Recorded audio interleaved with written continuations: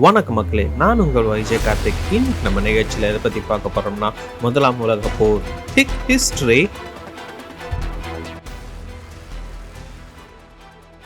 மிலிட்ரிசம், alliances, imperialism, nationalism main என போரியல் வல்லுநர்களால் அழைக்கப்பட்ட உலக நாடுகளால் நடைபெற்ற யுத்தம். பேரரசு விரிவாக்கம், கூட்டணி உடன்படிக்கை என பல்வேறு காரணங்களால் 1914 தொடங்கி 1918 வரை சுமார் 4 வருடங்கள் இழுபறியாக நடைபெற்ற மோதல். பேட்டில் ஆஃப் மெரைன் தொடங்கி பேட்டில் ஆஃப் ஏப்பர்ஸ் வரை நாடுகளுக்கு இடையே நடந்த மோதல் பல நகரங்களை அழித்தது. பாய்சன் கேஸ் என்ற கொடூரத்தை உலகத்திற்கு அறிமுகப்படுத்தியது. பிரிட்டிஷ் லைனர் லூசிட்டானியா பயணியர் கப்பல் ஒரு டோர்பிடோவால் மூழ்கடிக்கப்பட்டது. இது அமெரிக்காவின் கோபத்தை அதிகப்படுத்தியது. போரில் அமெரிக்காவை நேரடியாக களமிறங்க செய்தது.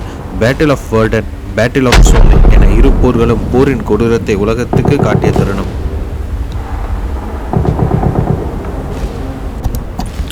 டிரான்சில்வேனியாவை கைப்பற்ற ருமேனியா தன்னை நேரடியாக போரில் இணைத்து கொண்டது. அலையன்சஸ் ரொமேனியா தங்களுடன் இணைந்து போரில் போரிட்டால் டிரான்சில்வேனியாவை ரொமேனியாவிடம் ஒப்படைப்பதாக வாக்குறுதி அளித்திருந்தன. ஜூலை 28, 1914 ஐரோப்பியாவின் ஒரு சிறிய மூலையில் செர்பியா. அங்கிருந்த ஒரு துப்பாக்கி சத்தம் உலக வரலாற்றையே தலைக்கீழாக மாற்றியது.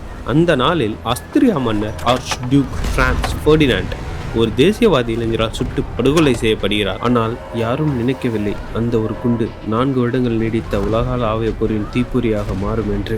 அந்த ஒரு சம்பவம் ஒவ்வொரு நாடையும் ஒவ்வொரு மனிதனையும் ஒரு சங்கிலி போல இணைத்தது. உலகையே தீக்குளத்தில் தள்ளியது. இதுதான் முதல் உலக போர். ஆர்ச் டியூக் பிரான்ஸ் ஃபெர்டினாண்ட் கொல்லப்பட்ட சில நிமிடத்திலிருந்து ஐரோப்பா ஒரு வெடிகுண்டு கிடங்காக மாறியது. ஆஸ்திரியா ஹங்கேரி செர்பியாவை குற்றம் சாட்டியது. உங்கள் நாடு எங்கள் மன்னரை கொன்றது, இதற்கு பதில் கிடைக்கணும் என்று எச்சரித்தது. அல்டிமேட்டம் அனுப்பியது. செர்பியா சில நிமிடங்களை ஏற்றது. ஆனால் ஜெர்மனி பின்னால் நின்றதால் ஆஸ்திரியா இதை ஒரு வாய்ப்பாக எடுத்தது. ஜூலை 28, 1914 ஆஸ்திரியா ஹங்கேரி செர்பியாவுக்கு எதிராக அதிகாரப்பூர்வ போரை அறிவித்தது. அதுவரை இரு நாடுகள் மீள்கொண்டிருந்த இந்த மோதல் ஒரே இரவில் முழு கண்டத்தையும் சூழ்ந்து கொண்டது.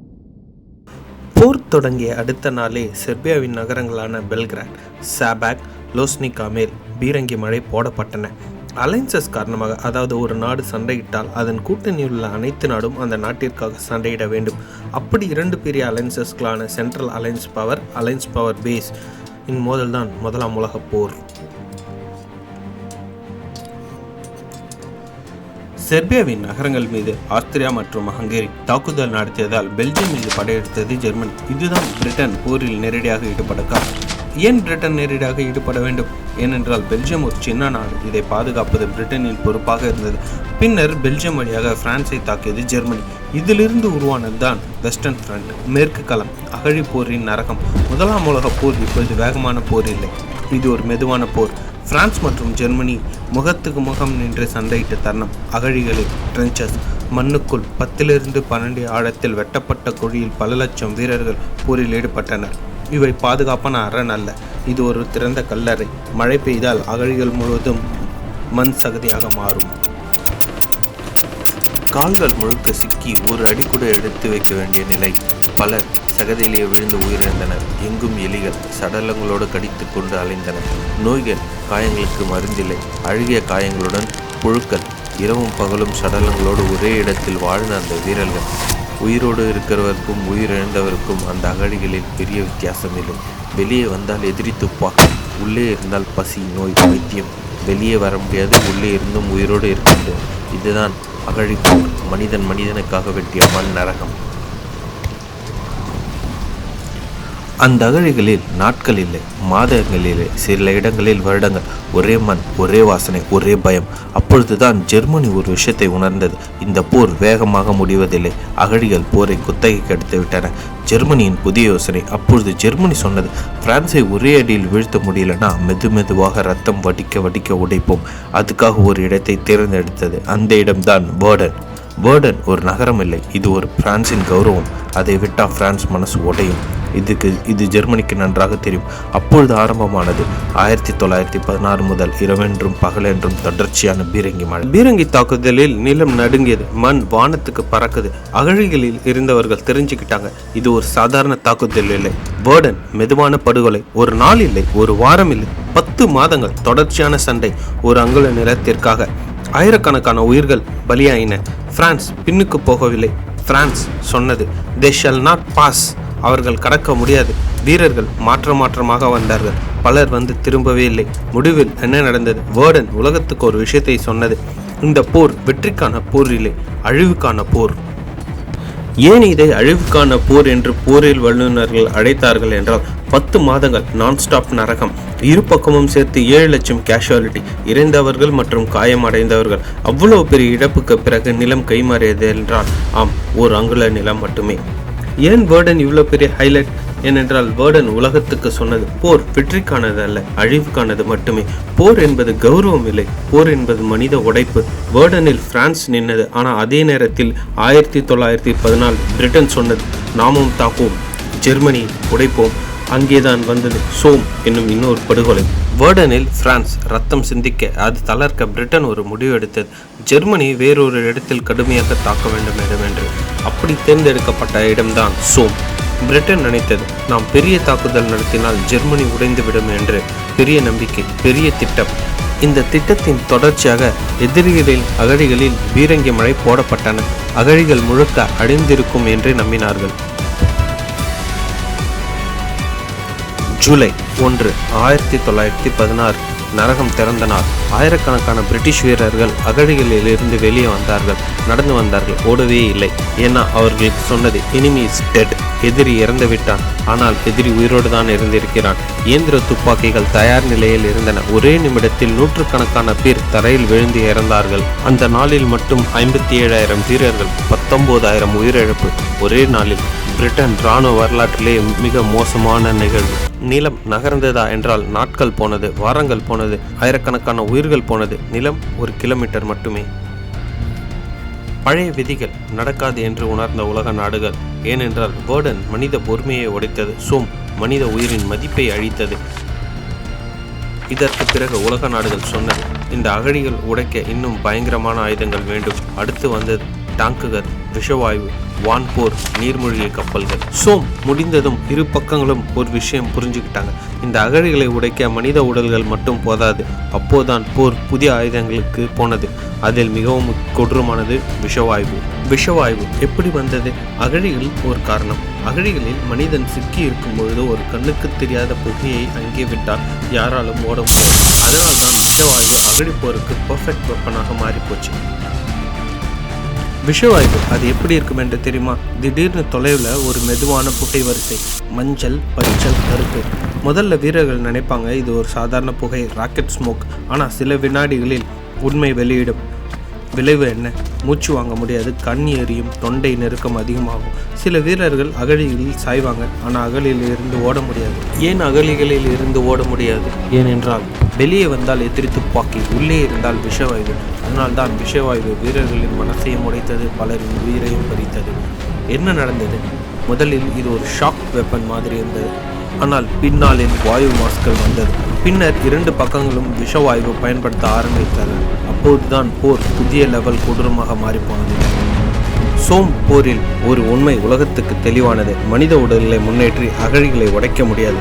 ஆயிரக்கணக்கான வீரர்கள் ஒரே நாளில் சாகிறார்கள், ஆனால் நிலம் ஒரு அங்குலம் கூட நகரவில்லை. அதனால்தான் நாடுகள் ஒரு முடிவுக்கு வந்தன. மனிதன் முன்னேற்ற முடியாத இடத்தில் ஆயுதங்களை முன்னேற்ற வேண்டும். அதற்கு பதிலாக போர்க்களத்தில் வந்த விஷவாயு, பீரங்கி தாக்குதல், விமானங்கள். ஆனால் இது எதுவுமே போதவில்லை. ஏனென்றால் அகழிகள் அழியவில்லை, இன்னும் அங்கேதான் இருந்தன. அப்பொழுதுதான் ஒரு புதிய ஆயுதம் போர்க்களத்தில் நுழைந்தது. அதுதான் டேங்குகள், மண், முள் கம்பிகள், ஆழமான அகதிகள். இதுவரை மனிதன் நிறுத்திய எல்லாவற்றையும் அவை மிதித்து கொண்டு மெதுவாக முன்னேறின. குண்டுக்கள் விழுந்தாலும் நின்றதே இல்லை, அகழிகள் இருந்தாலும் தாண்டின. மனிதன் நிற்கும் இடத்தில் இரும்பு முன்னேறியது. ஒரே நாளில் போரின் முடிவை மாற்றவில்லை. ஏனென்றால் அவை மெதுவாக இருந்தது, பலமுறை பழுதானது, எண்ணிக்கைகள் மிகவும் குறைவு. அதனால்தான் சோம் போர் திடீரென்று யாரும் ஜெயிக்கவில்லை. 1914 இறுதியில் என்ன நடந்தது? சோம் போரின் முடிவு என்ன? இரு பக்கமும் தெளிவான வெற்றி இல்லை. லட்சக்கணக்கான உயிர்கள் இழந்தன. நிலம் சில கிலோமீட்டர்கள் மட்டுமே மாறியது.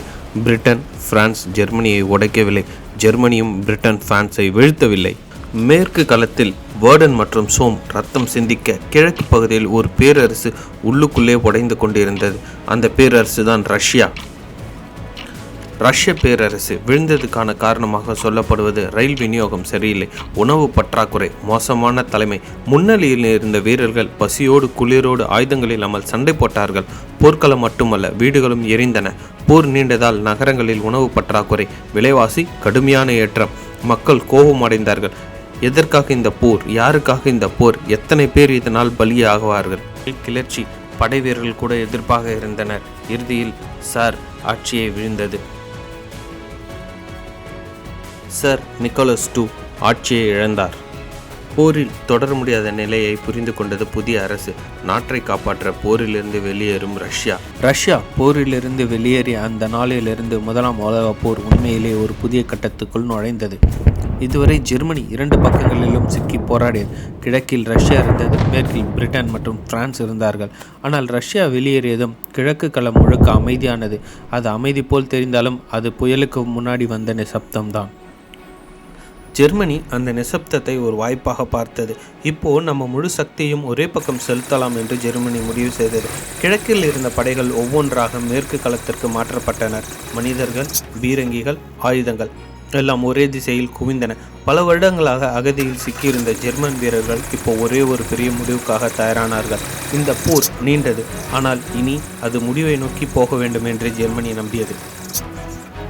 ஆனால் போர் நிலத்தில் மட்டும் நடக்கவில்லை, போர் கடலிலும் தீவிரமானது. ஜெர்மனி புரிந்து கொண்டது, நிலத்தில் அகதிகள் சிக்கல் கொடுத்தாலும் கடலில் உலகத்தை கலைக்க முடியும் என்று. அதனால்தான் யூபோட் நீர்மூழ்கி கப்பல்கள் எச்சரிக்கை இல்லாமல் கப்பல்களை தாக்க ஆரம்பித்தன. அவை வெறும் இராணுவ கப்பல்கள் அல்ல, உணவு ஏற்றிய கப்பல்கள், மருந்து ஏற்றிய கப்பல்கள், வணிக கப்பல்கள், அமெரிக்க பயணிகள் இருந்த கப்பல்கள் கூட தாக்கப்பட்டன.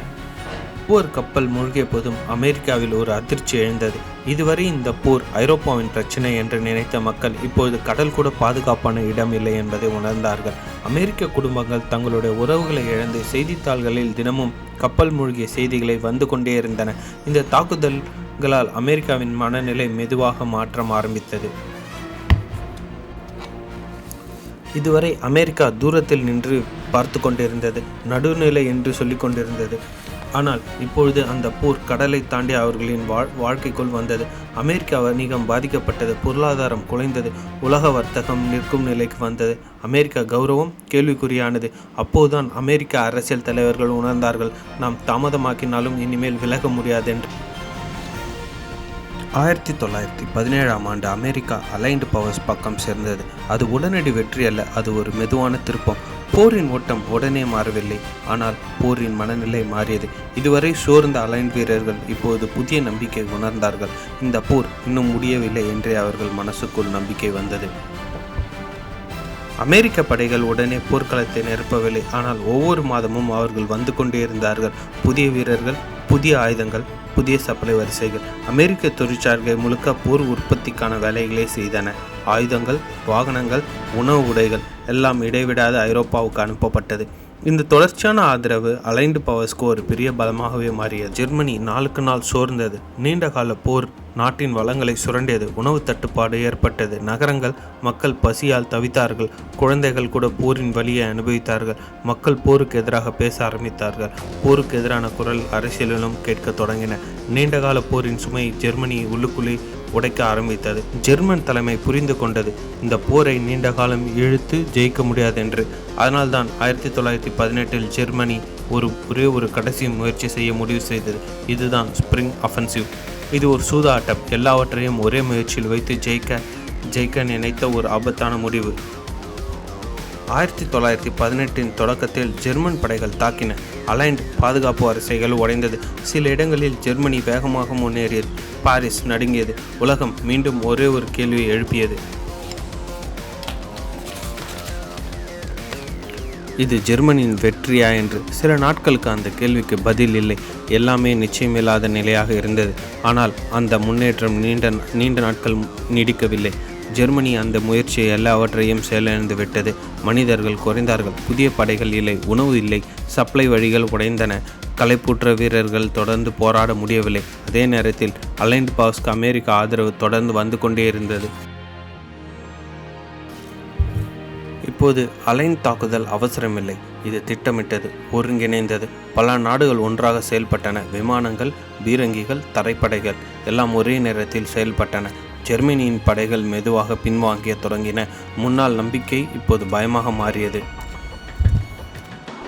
1918 நடுப்பகுதியில் போர் முழுமையாக திரும்பியது. ஜெர்மன் படைகள் பின்வாங்க தொடங்கின. ஒவ்வொரு நகரமும் ஒவ்வொரு பகுதியும் என்று அலைன் படைகள் மீண்டும் கைப்பற்றின. போர்க்களத்தில் மட்டுமல்ல, ஜெர்மனி உள்ளுக்குள்ளே உடைய தொடங்கியது. மக்கள் கிளர்ச்சி ஆரம்பித்தது. கடற்படைகள் கலகம் வெடித்தது. அரசியல் தலைமை தளர்ந்தது. வெளியில் போர்க்களம், உள்ளுக்குள்ளே ஒரு நாடு உடைந்து கொண்டிருந்தது. இந்த உடைப்பு தவிர்க்க முடியாத முடிவை நோக்கி கொண்டு போனது. 1918 நவம்பர் 11 ஜெர்மனி போர் நிறுத்த ஒப்பந்தத்தில் கையெழுத்திட்டது. துப்பாக்கிகள் மௌனமானது, பீரங்கிகள் நின்றன. முதலாம் உலக போர் முடிவடைந்தது. இந்த முடிவு அமைதியை கொண்டு வரவில்லை. உலகம் இனி முந்தைய உலகம் இல்லை. கோடிக்கணக்கான உயிர்கள் போயின, நகரங்கள் சிதைந்தது, பேரரசுகள் விழுந்தன, அரசியல் வரைபடங்கள் மாற்றப்பட்டன. மனிதன் மனசில் பயமும் காயமும் ஆழமாக பதிந்தது. பேரரசுகள் முறிந்தன, நகரங்கள் சாம்பலானது, பல லட்சக்கணக்கான உயிர்கள் காற்றில் கலந்து மறைந்தன. ஆனால் அதிலிருந்து பிறந்தது புதிய நாடுகள், புதிய அரசியல், புதிய உலக ஒழுங்கு. அது மனித வரலாற்றில் ஒரு கடுமையான பாடம். போரில் யாருக்கும் வெற்றி கிடையாது, அழிவு ஒன்றே முடிவு. இந்த போர் ஒரு நாட்டின் தோல்வியால் மட்டும் முடிவடையவில்லை. ரஷ்யா வெளியேறியது, போருக்கு இடைவெளி கொடுத்தது. அமெரிக்கா நுழைந்தது, போருக்கு முடிவு எழுத வைத்தது. ஆனால் அந்த முடிவு கூட முழுமையான அமைதியை கொண்டு வரவில்லை. அது இன்னொரு பெரிய மோதலுக்கான விதையை விதைத்தது. முதலாம் உலகப் போர் அப்படிதான் முடிந்தது, உலகத்தை மாற்றிய ஒரு காயமாக.